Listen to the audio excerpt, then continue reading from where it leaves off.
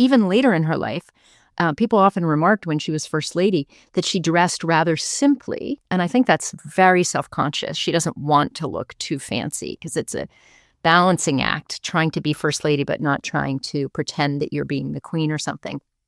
But the fabric of her clothing was exquisite, always of the finest quality.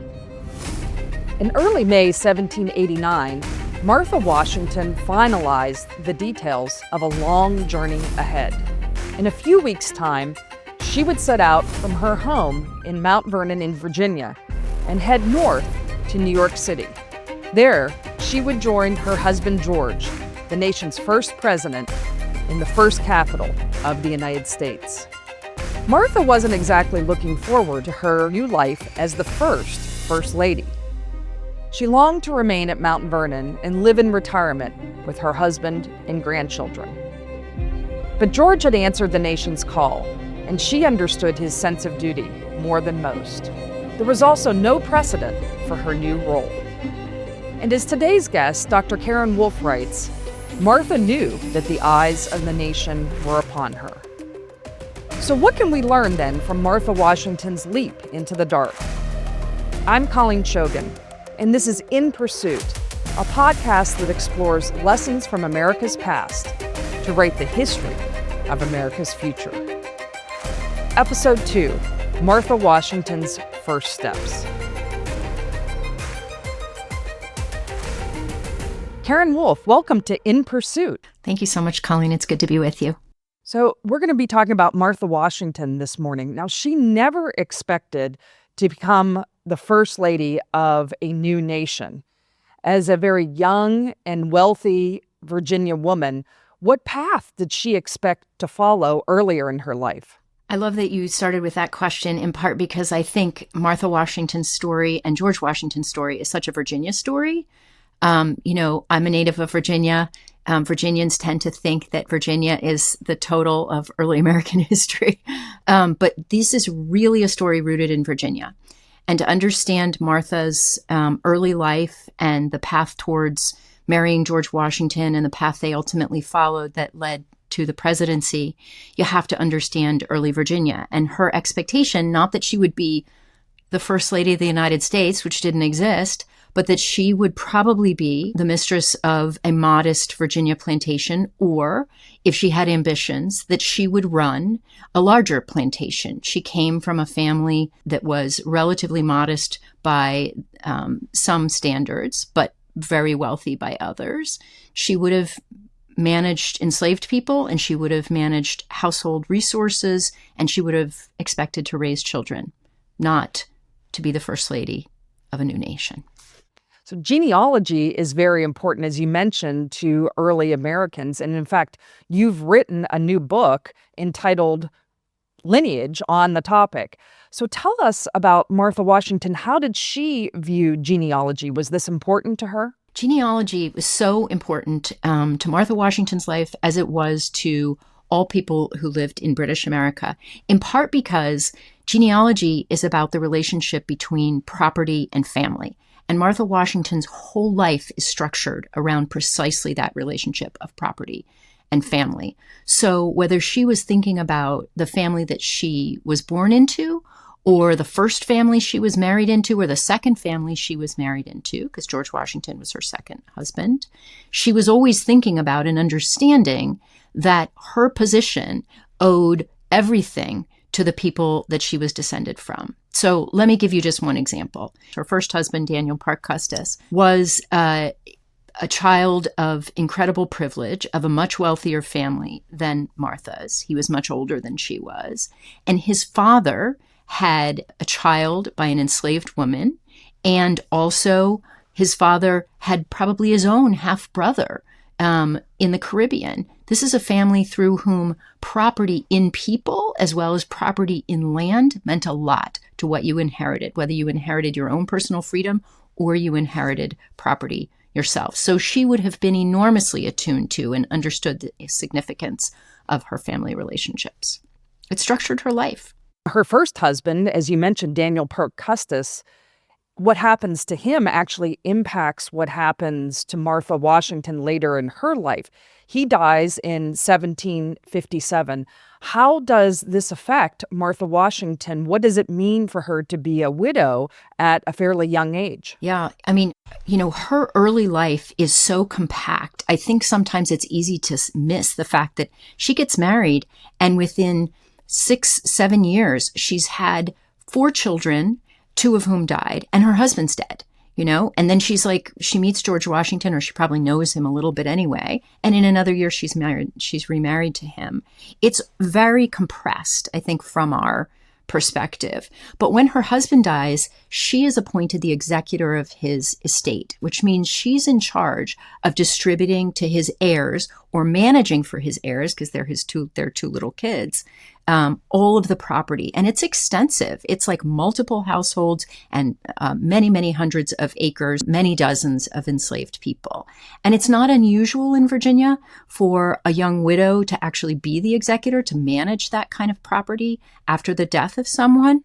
Not everyone does it, but it would have been a lot. And one of the things we see in Martha Washington's papers, what little survives actually, is how intense that management of Daniel Parke Custis's estate was. She's writing to London. She's writing to people in Virginia. Merchants in Williamsburg are writing to her and reminding her that her husband owes the money, and they're really hoping that she's going to be able to settle the estate and pay out.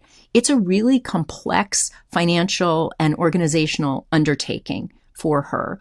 And, she seems to do it pretty well. How does that affect our conception of gender in the 1750s, that a woman is able to be entrusted with this responsibility? Essentially, she's running a small business. Yeah, absolutely. Absolutely. There's so many ways in which I think we misconceive what it meant for women who were part of this particular wealthy Virginia elite, what was expected of them, what they did on a day-to-day basis, even the fact that we often don't think about women as enslavers, that they managed property in people, and she did. And part of that large business was enslaving people and keeping them working on these plantations in slavery. But it also meant managing incredibly sophisticated financial instruments, because this is an economy of debt and credit in which people are always operating on the basis of how much debt they can accumulate and how much debt they can extend to others. It is very much a fluid, reputation-based debt and credit economy. And she had to understand all of those different pieces of that in order to be able to function, both when she was married and then also after her husband died, when she was the executor of his estate. So she had to be attuned, as I said before, to the important relationship between family and property, but also to the complexity of the financial situation in which they lived. Martha Washington meets George Washington. She is one of the wealthiest young widows in early America. Why did they get together? Why did they get married? Do we know from a history? Did they marry because of a union of wealth? Did they marry because they fell in love? Was it both? What do we know? We don't know for sure, but it seems like the answer is yes, that they married for love, and they absolutely married for money, because you wouldn't otherwise. It was very awkward for people not to marry within kind of people of their own status. In fact, in her first marriage, her first husband's father tried to resist their marriage, saying that she didn't bring enough money, frankly, to the Union. For George Washington, she would have been a great catch because of that property. But, there's a long tradition in early Virginia of men doing well by marrying wealthy women. And in fact, if we look at all of the Virginia, senior politicians and those planters who become very wealthy, they all do well. And that includes Washington's ancestors. They do well by marrying wealthy women. Wealthy women are a great source of power for men. So yes, of course they married because this was a union of kind of assets, as it were. But there's plenty to suggest that George Washington was kind of dishy, kind of quite handsome and quite a striking figure. Would he have been like the George Clooney of the 1750s? I don't know. I don't know. Brad Pitt. I'm not sure what to compare him to. I know, right. Like very, very, very striking, very handsome, and a real kind of, people talk about Washington when he was the general that he had such an air of command, but he had an air about him, even, I suppose, as a courting suitor. He's very tall, he's very handsome, and at that point, he still had his teeth too. So that seems important. But she's also very attractive, There, we don't have a lot of portraits of her, and people are always describing women, right? It's so annoying, but they do, and they tell us we know, and we also know this from material evidence, like some of her surviving clothing. She was very petite. She had dark brown hair. She was very smiley, and she was, I guess we might say now she was curvy. Later, people said very kind of uncharitably that she was a little plump, but she was curvy and lively and just by all accounts quite attractive. And they seemed to enjoy one another a lot. So sure, affection growing into love, or maybe even a spark right from the start. But I think it had to meet that threshold first. Was this a responsible union of people of similar or kind of simpatico financial situation? We know that Martha Washington, she eventually burns almost all of her correspondence with George Washington. So how do we know actually what Martha Washington was like? I mean, how do we have a sense of what she was like as a person if we don't have much of her surviving evidence with her relationship with George Washington? It's so tough for women of any kind of status. We have so little by comparison to what we have with men. I want to just call out and really, with enormous admiration for the Papers of George Washington project at the University of Virginia, which did a Papers of Martha Washington volume in 2022. It's fantastic. It's a super scholarly edition, which might sound like it's dry reading, but it's not. It's great reading. I highly recommend it to anyone. But it's essentially hundreds of letters written by her and to her, and some other materials like receipts and copies of wills and estate papers. It's a kind of a one-stop shop for what we know from the textual evidence. So that's not the material evidence, but the textual evidence about Martha Washington. And it's quite revealing. It shows us quite a lot about her. It shows us how she expressed herself in language. It shows us, for example, that she was again, exchanging information with these people when she was the executor of her first husband's estate. It shows us that she's writing about, wanting to make purchases or management of her estate. There is very little to her husband. That is true, her husband, George Washington. And it's also true that by comparison to someone like him, it's very little. This single volume of hundreds of letters, it's dwarfed by, just in the Founders Online resource of the documentary editing projects, this wonderful collaboration of the National Archives and the documentary editing projects that's fantastic online, one of the best resources for early American history, shows there are more than 30,000 letters written by George Washington. So when you say we've got a couple of hundred things written by or to or about Martha, it seems like very little. But for many other women, we have, 5% of that. We might have 1 or 2 or 5 things. So I guess what I'm saying is it's a matter of perspective. There does seem to be quite a lot about her by comparison to other women.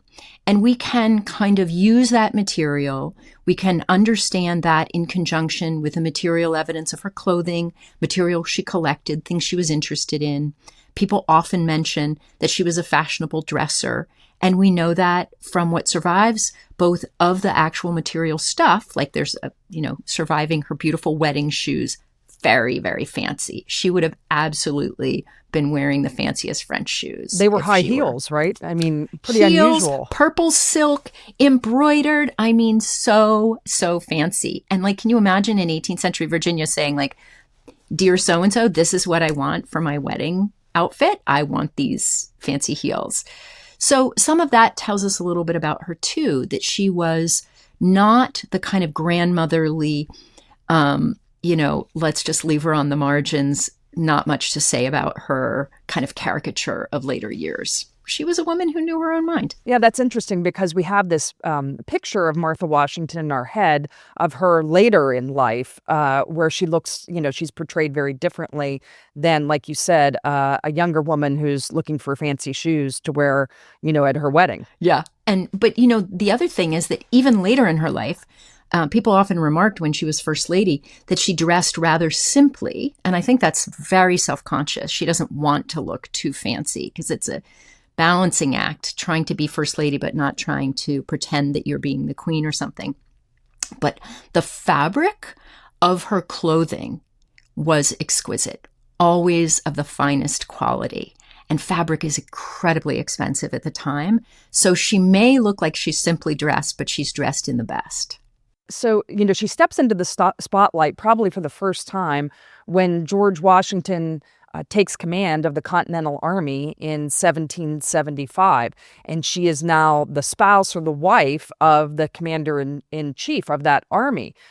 What role did she think she had to play in, this new foray that George Washington undertakes that she probably was never anticipating? Yeah, it's so interesting because one of the few surviving letters between them is a letter that George wrote her as he is about to take command. And he says, I have been asked to basically take on this whole big job. And it's a longish letter, actually, but he's very self-conscious about saying, I know that this means something not just for me, but for you. It's a burden, but it's a responsibility, but it's one I think we need to shoulder. Interestingly, at the very end of that letter, he says, P.S., I got the prettiest muslin. That's gorgeous fabric. I got the prettiest muslin for you, and I'm sending it. So I think both of them knew that this was going to change things for them. He'd been a soldier. She knew that. He was an officer for the Virginia militia in the 7 Years' War. He was fighting for the British because he was a British colonist. He was a subject of the crown early in their marriage. But this would change things. And we can see that she took that seriously in a couple different ways. Like, she famously always went to visit him at the winter encampments, all 8 winter encampments. Every winter she tried to be with him. Armies generally tried to kind of stay put and not march around and do too much in the winter. So she tried to be with him. But there are other interesting snippets. Like, for example, she sometimes, just a little bit of evidence on this, but she would sometimes clearly act as secretary for him, take notes for him, make copies of letters that he needed, and he needed a lot. He was managing a big operation. So it seems to me like what she thought she should do is a version of what she would have been doing as a plantation mistress, running an operation. She was thinking about how to serve her husband and his work, and how to serve the operation that they were jointly invested in as best she could. What's interesting to me, she doesn't remain at Mount Vernon, where she would have been certainly more comfortable and probably safer, but she does make these trips, which has to show some sort of attachment to George Washington. Yes, although it wasn't completely unusual. Many women did do this, and their husbands did want them to be with them. I'm reminded that Nathaniel Greene, the great Rhode Island general, probably George Washington's best general, I might be biased as a Rhode Island resident now, but Nathaniel Greene was so desperate for his young wife to join him on campaign. He wrote her these very sexy letters, like saying, I'm desperate without you. You need to join me. And she was like, well, I just had a baby. I'm kind of tired. Actually, she named that baby Martha Washington. Oh, how about But so it's not completely unusual for women to join their husbands. And of course, as we know, that many armies marched with lots of women in train, lots of women working for the army. So it's not completely unusual, but it's true that no one would have thought otherwise if she had said, I'm just going to stay at Mount Vernon and manage things there. It would have been a lot less stressful for her. It would probably have been a lot easier in a lot of ways, but she wanted to be there with him. Now, after the Revolutionary War is over and the Constitution is ratified, of course, George Washington becomes the President of the United States. And then Martha Washington becomes the First Lady of the United States, even though that title wasn't in existence at that time. But how does she approach this job? I mean, this is actually really hard. There's not precedent for what this will look like in a republic in the United States. How does she approach this new role and position? I think there are two things. One is just to go back to the world of Virginia that they came from. They lived in an extremely hierarchical world. They lived in a world where literally some people were free and some people were enslaved, where there was a hierarchy of gender, what women typically expected to be subordinated to men, where wealthy people expected to be in power and political power. Like the world of hierarchy was not unusual to them. She would have understood being in a kind of important position, and she would have understood very plainly her husband being in this kind of prime elevated position. So hierarchy was not new. Hierarchy was entirely obvious to them. And that, I think, probably helped with this transition. What's different is the idea that it's not the ultimate hierarchy that they were used to, political hierarchy that they were used to, which was the monarchy. And the monarchy, with all of the symbols and the trappings of luxury and wealth and status that comes with it, that it helped to kind of culturally convey political and governmental authority. So the question is, how do you have enough authority to do what you need to do and to convey like the power of the government, but also not so much that you're tripping over or falling into a kind of monarchical kind of habits and kind of cultural trappings. How do you do hierarchy, but within a democracy? Very, very challenging. So I think both George and Martha Washington, they had a little time to think about this. He was the commander of the army, and that's a very hierarchical institution. And people had made her into not quite a celebrity like we think of now, but people knew her. People, as I just mentioned with Nathaniel Greene and his wife, people were naming their babies after George and Martha Washington. They were celebrated. So it wasn't like they went from nothing to all of a sudden catapulted into the spotlight. But they had to really navigate this new position quite carefully. And you can see how she wants to think through how she would entertain, for example, because at Mount Vernon, for example, you are bringing people into your home. But when you're in the president's house, the president's mansion, you're bringing people into this place that is the president's residence of the United States of America. That's very different. You're not welcoming people into your home. You're welcoming people into the president's home. And she's a little self-conscious about that. And she sets up some kind of structures for how to do that. She has parties, but she structures them in terms of who she invites, when they come in, how she greets them. As I mentioned before, she's pretty self-conscious about dressing in this kind of simple but very elegant style. She outfits their houses, the president's house this way, orders china and other kinds of things that will be kind of emblems of the presidential residence. So I think she's quite self-conscious. And I think it is a major transition that takes a lot of thought and care. But it's not a wholesale revolution in how to be. How does the American public view these choices that she makes as the first woman to be married to the American president, which would eventually be the first hostess of the United States? How do people react? Well, I think there are different kinds of reactions. There is some controversy around the kind of style that both George and Martha Washington employ in the presidential residence. Some people complain about the parties that they have, finding that, in fact, they are a little too, they look a little too monarchical. They look a little too aristocratic.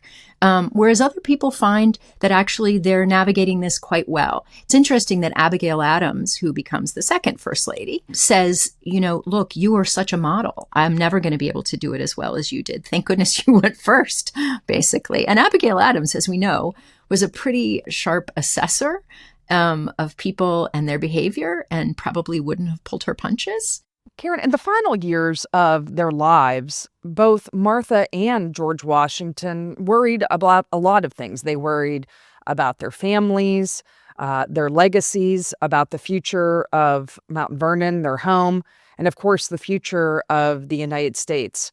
What choices did Martha Washington face in these years near the end of her life, and how did she confront them? I think there are so many different things that they're concerned about. Her husband is very concerned about the future of the United States and the political situation, particularly the friction between the political parties, is a subject of great concern. She's very concerned about her children and grandchildren and her very dear niece. How her close family will be is of enormous concern for her. And tending to those family relationships and those family situations, I think, it takes up an extraordinary amount of her time. She does think that she will get her husband back to Mount Vernon and they will have time together.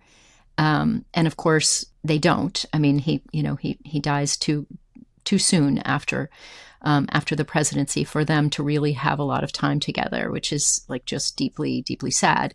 But I think one thing that's quite telling to me is that her dear niece, her sister's daughter, Fanny Bassett, marries twice, once to one of George Washington's dear nephews. But then the second time she marries, and this is very close to the end of George Washington's life, so it's in the mid-1790s, she marries George Washington's longtime secretary, Tobias Lear. And I think for me, that kind of symbolizes how they think about tending to their family, both the people that they're related to, but also the people who have become part of their inner circle, how they want to see them as kind of part of a coherent whole. I think those are really important to her. There are also important choices that she makes in terms of, as we know, George Washington decides to free the people that he has enslaved. She does not. In part, she doesn't have a lot of choice because the enslaved people who are her property are actually the property of her children. That is, she just has the care of that property. But she does have a choice about a couple of things, including one person who she had enslaved freely, like she owns outright, and she doesn't free that person. So we know that she doesn't make the same choices that her husband does in regards to enslaved people. And that's, I think, telling. She does free some of the enslaved people from George Washington earlier because they're supposed to be freed upon her death. She frees them earlier, but there's a reason for that, correct? That's true. That's true. And it's really, that's a really tricky one because some people say, and maybe she comments that she made contributed to this, that she worries that when people will gain their freedom only when she's dead, does her death become, the barrier essentially to freedom? So she thinks maybe I should just go ahead and do this sooner. A more charitable reading of it is that she wants to, enact her husband's wishes and reflect some of his changing views about slavery. As we look back into our nation's past for relevant lessons today, what can In Pursuit listeners learn from Martha Washington's life? I think there is no single individual who is purely heroic and good and positive or who is purely evil. Well, actually, maybe there are a few people who are, but people are complex, and she had really important things to contribute to the young nation. And also she's a complicated figure because she is so implicated in some of the greatest wrongs of our nation's past, like slavery. But she really contributed really importantly, in part because she was so dedicated to her family. I think, when we think about all the kinds of commitments that we make to our families, we don't know what paths that will take us down. She did not know when she married George Washington that she wasn't just marrying another guy who would be a planter and pretty wealthy and wealthier by virtue of the property he brought to her, and a guy who would be, a politician in the Virginia House of Burgesses. She had no idea this guy was going to go on to be the first president of this unimaginable new thing, the United States of America. As she said to someone, like, situation has outrun our imagination. But she went with that. She stayed committed not just to her husband, to her family, but to their mutual commitment to the young United States of America. Karin Wulf, author of the new book Lineage, thank you so much for joining us on In Pursuit. Thank you, Colleen. Thank you. To read Karin Wulf's essay on Martha Washington and to enjoy other great In Pursuit essays and podcasts, visit inpursuit.org. In Pursuit with Colleen Shogan is a podcast by More Perfect. The series is written and produced by Jim Ambuske. Our theme music is Kleos by Charlie Ryan. Audio mixing by Curt Dahl of CD Squared. Please rate and review the show on your favorite podcast app. And tell us, which Americans inspire you?